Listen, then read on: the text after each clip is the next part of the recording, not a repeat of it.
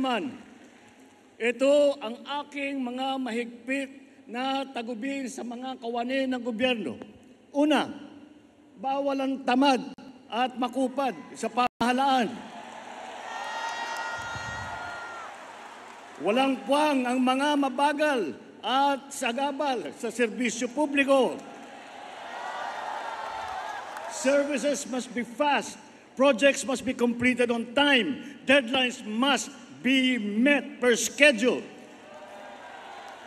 Distress calls must be responded to without delay.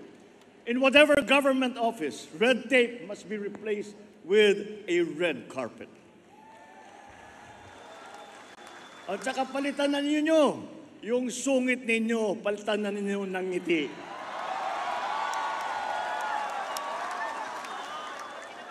Complex requirements and the processing time must be reduced. Pangalawa, bawal ang mga hindi tapat at nangungulumbat.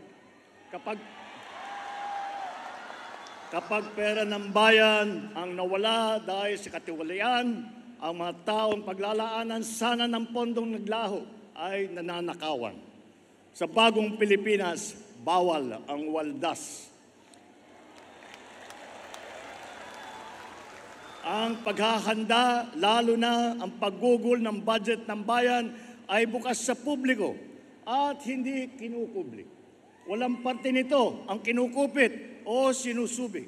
Pangatlo, bawal ang mga pang-api at naghahari-harian. You are servants of the people, not their lords. Huwag nating pahirapan ang taong bayan, bagkus suklian ang kanilang tiwala ng magalang na panunungkulang. So let me reiterate this. Feedback is essential to government. Without it, mistakes cannot be corrected. Bad behavior cannot be sanctioned. Best practices cannot be learned, and good deeds cannot be commended. Sa bagong Pilipinas, ang masama ay ireklamo. Ang mabuti ay irekomenda.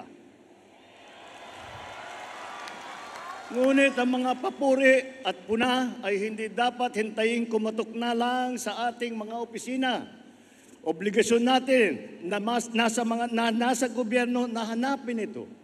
Kailangan natin bumaba sa masa upang tignan ang kanilang kalagayan at alamin ang kanilang hinaing. Huwag iasa ang pagpisil sa kanilang pulso sa mga report lamang. Tapos na ang panahon ng pagkukuyakoy sa loob ng mga tanggapan ng gobyerno.